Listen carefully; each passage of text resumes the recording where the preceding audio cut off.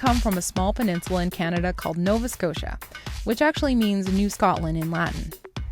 It's a mix of many different cultures, including the natives to Nova Scotia, the Mi'kmaq, as well as the Acadians, the British, the African Nova Scotians, and the Irish and Scottish, just to name a few. Our cultures are steeped in art, writing, storytelling, and my favorite of all, music.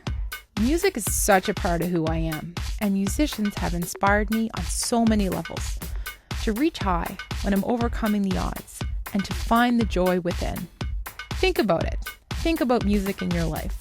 Whenever you're feeling heartbroken, excited, lonely, or just super pumped up, you can count on music to be there for you, supporting your emotions every step of the way.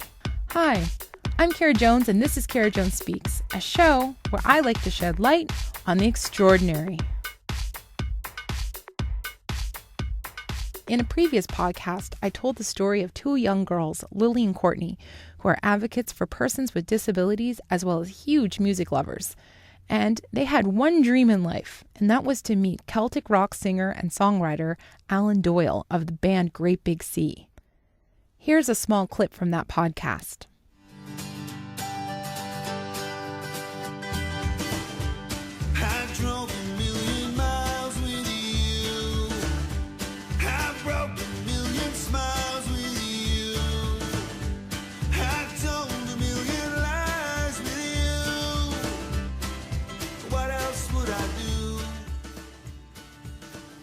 Could have any dream or anything that you'd like to achieve in your life, like there's no limitation, what would you like to do?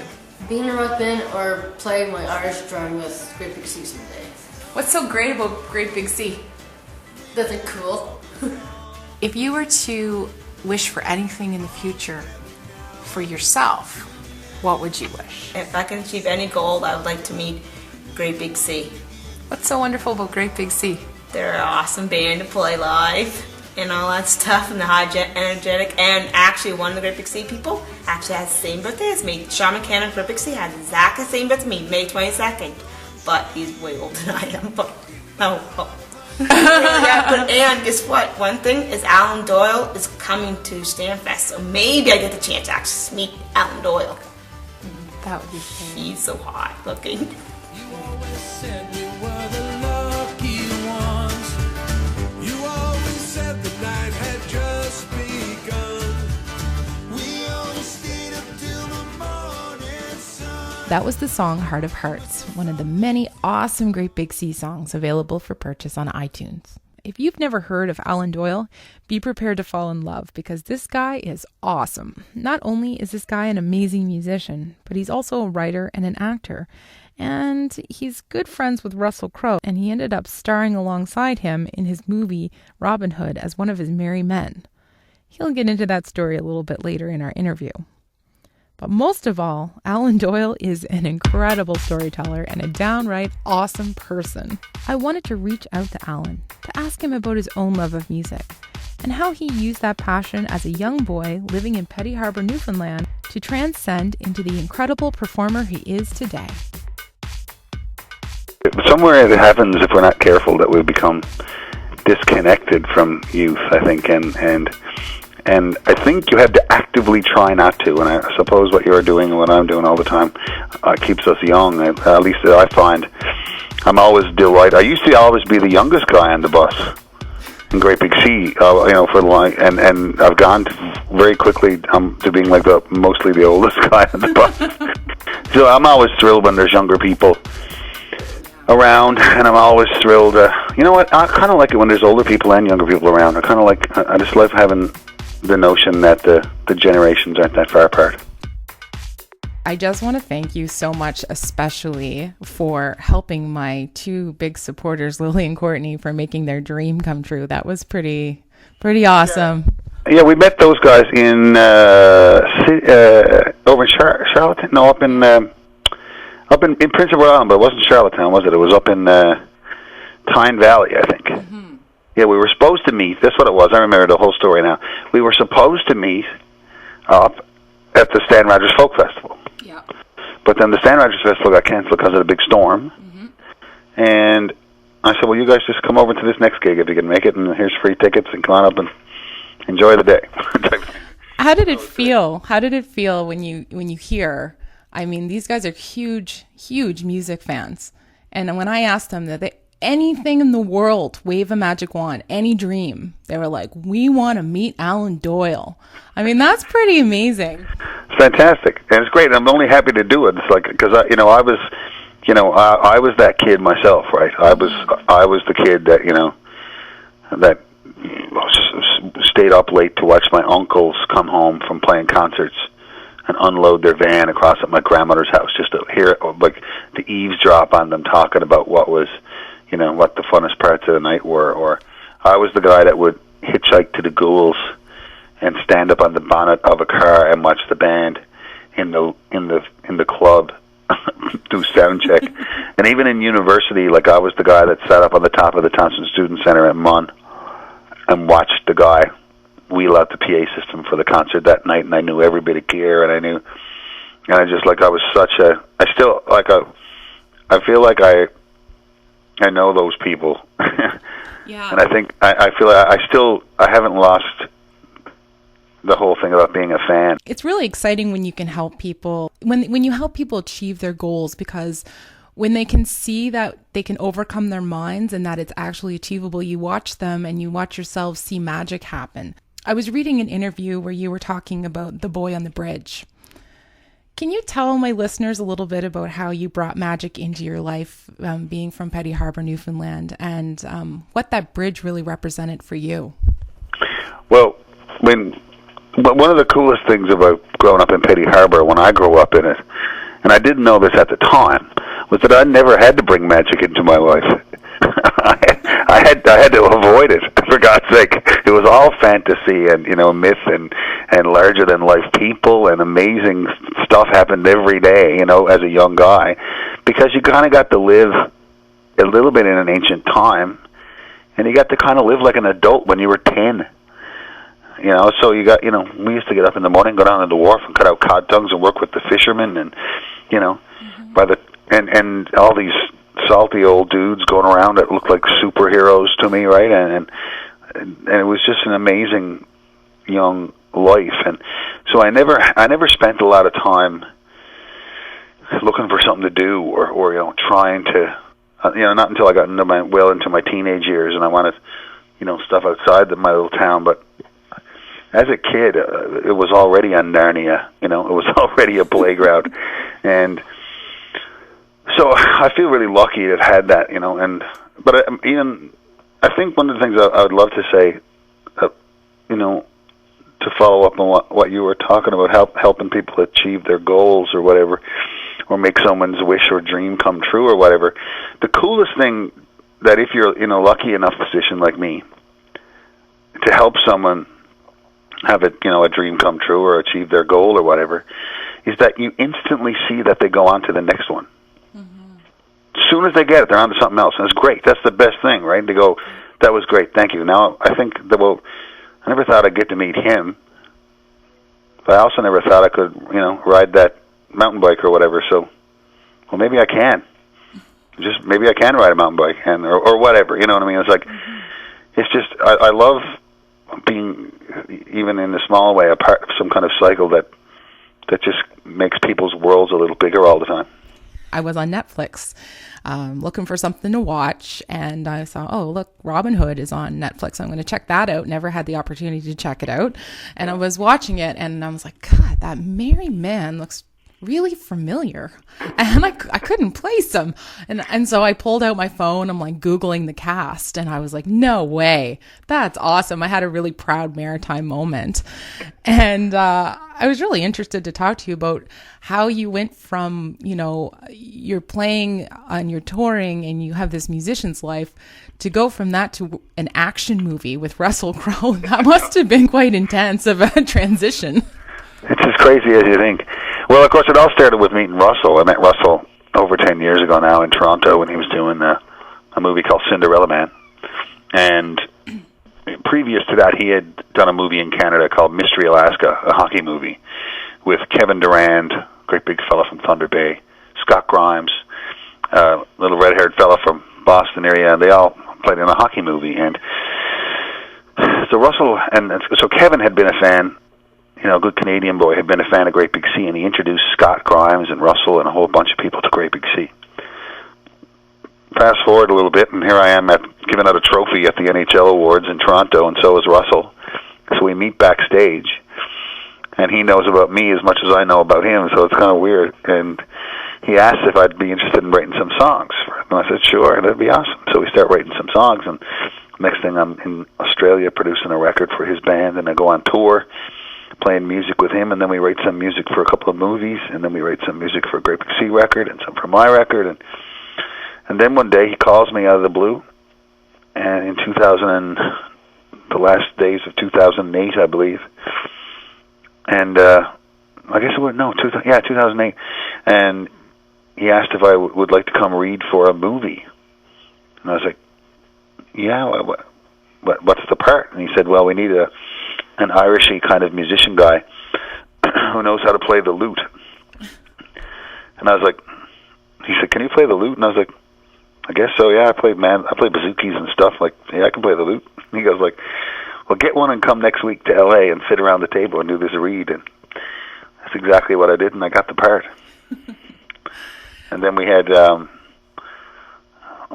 4 months of, it was about 4 months before it started, and then we had about a month in there where we all went to Australia and trained. So we did fight training and horse training and archery, and it was great fun. Did you find it physically challenging to take on that role? Yeah. Yeah, I ended up getting in the best shape I've ever been in my life. No, it was challenging. The physical stuff was challenging, but nowhere near as challenging as the sort of stamina required to shoot a movie that long for that intense a period. Like we were 4 months shooting that movie, and it was just a long time working on one thing. Mm-hmm. And some of the days were long and cold and this, that, and it was fun, really fun, but I felt myself getting tired in a way I'd never been tired before. And then the other thing, of course, was I was doing my first ever professional acting gig on one of the biggest movies ever made. And my first scene in my first acting gig is directed by Ridley Scott with Russell and Kate Blanchett. No pressure. Yeah, no pressure. Hey, how you guys doing? Yeah, right. I don't know. I always just bring the truth, and I go like, on that. For example, in that situation, I made no secret of the fact that I was a rookie. On the set, I didn't try to lie to anybody, and say I went to Juilliard or something. I just said, I went there every day with my eyes and ears open, and I brought all the talents that I have, and I tried not to worry too much about the ones I didn't have. And I came to learn very quickly that people who are experienced in the movie making business are aware that it takes a whole bunch of different kinds of talents to make a real good movie, especially one like that, right? You need people who are brilliant actors and dialect coaches, and you need people who are stunt people, and you need musicians, and you need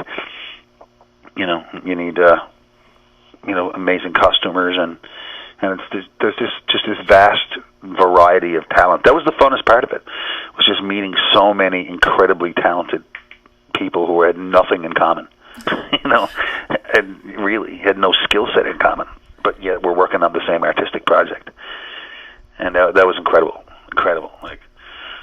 Spanish horse trainers and, English stunt guys, stuff like that, and me playing the lute. That's awesome. I love it. So I started listening to Great Big Sea when I was in university. You guys really had taken off. Did you go to X? I didn't go to X, actually. I'm an ASCAD graduate, but I'm from Antigonish, so X is a big part of my life. Sure. And craziest town in the world. It's one of them for sure. Said it from day one. I'm serious. I'm not making it up. You could go back. I've said it in hundreds of interviews. What's the craziest party town in the world? Antigonish, Nova Scotia. So, nowhere even close in my experience. It's funny because I remember when I was in university, there was I think Antigonish had made it to the top 10 on David Letterman's show as one of the top 10 parties of the year was Burmac. I tell you right now, man. I've seen stuff go down in that town I've never seen anywhere else. I love it. Yeah. Oh, I miss it. No. Sort of sitting on the. I used to always finish the gig and go sit on that little bridge there. You know, the edge of the bridge across from what's the pizza place called, the Wheel, right? Yep. Just sit there and watch the show, man. It was fantastic. Yeah, I think there's a good screenplay going to come out of that town someday. So I was thinking about how the music industry has really changed since then. You know, there was a huge shift when the digital age came about, and I talked to quite a few musicians about that. But, you know, you really stayed strong and steady. And I was wondering if you would, give a little advice to some of the young up-and-coming artists out there, what you did to stay focused during that huge shift that happened. I just stayed focused on the thing I love the most, and that's been playing concerts. You know, I got into the music biz because I wanted to give people a great night out. Part of that, if you want to be in the music business, is you learn to make records and you learn to write songs. And you learn to produce records, and you learn to tour, and you learn to do all the stuff you need to learn to do. But all I really want to do is give people a great night out. And as a luck, as a twist of fate, as luck, call it whatever you will, that's the one constant that's remained through the whole thing, right? You know, in the 50s, people lined up to go see Buddy Holly. You know, in the 60s, they lined up to have a night out with, you know, the Beatles or whatever. The 70s, they lined up. In the 80s, they lined up. In the 90s, they lined up.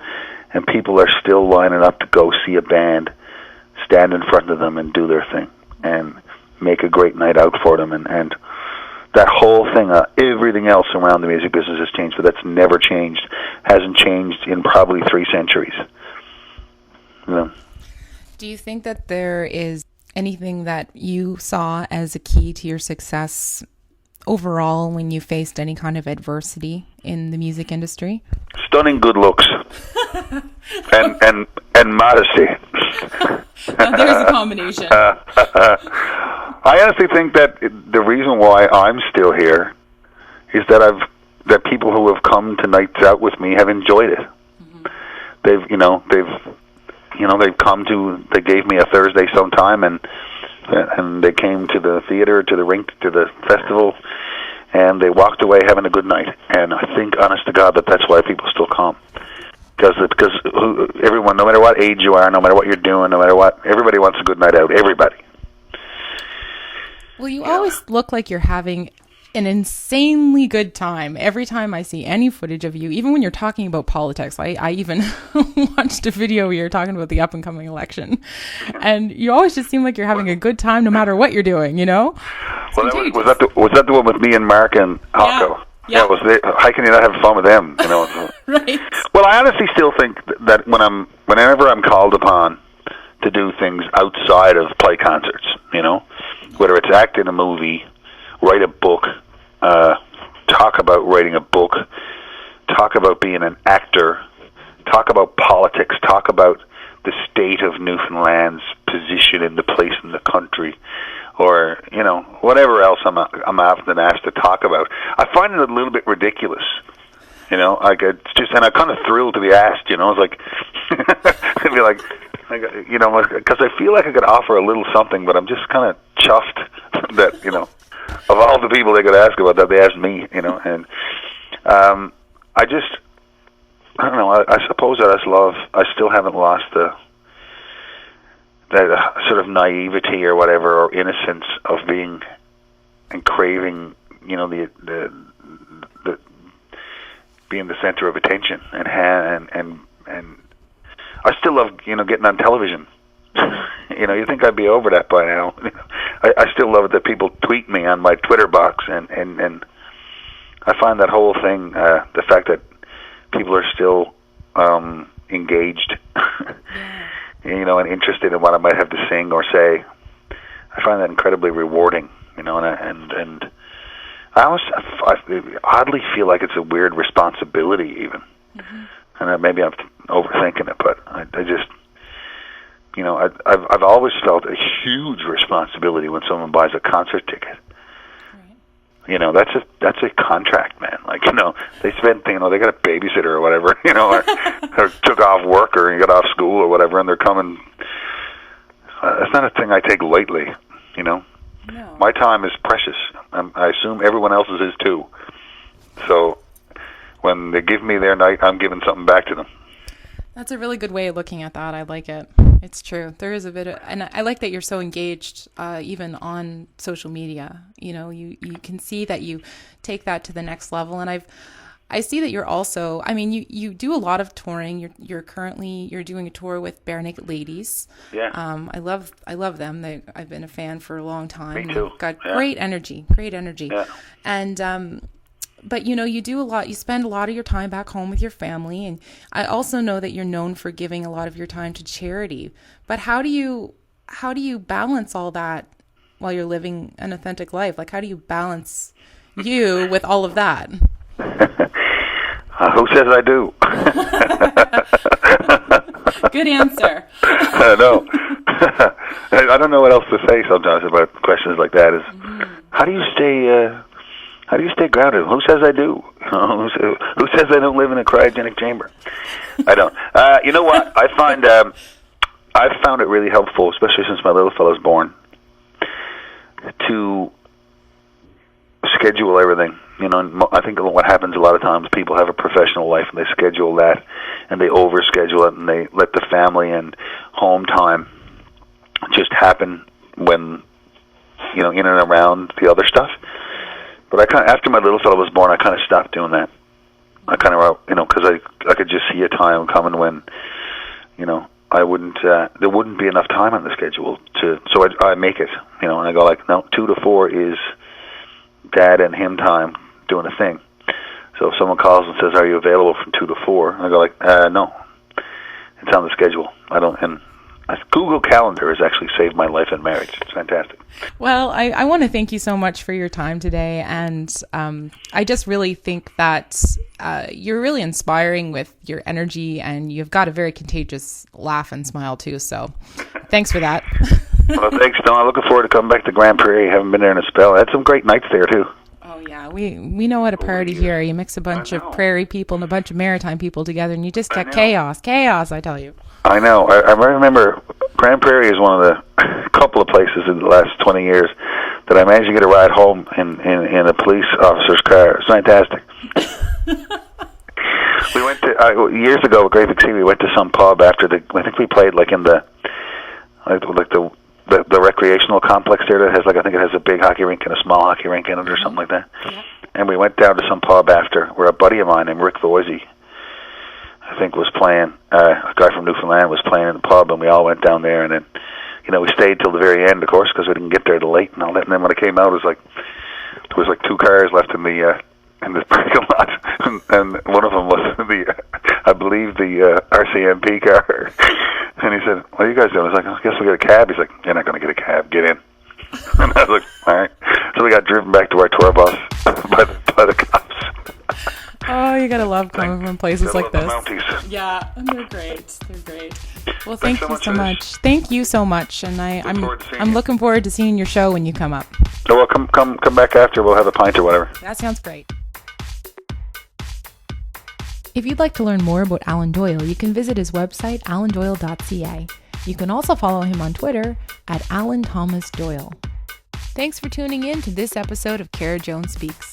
I hope you'll join me next time as I continue to shed light on the extraordinary.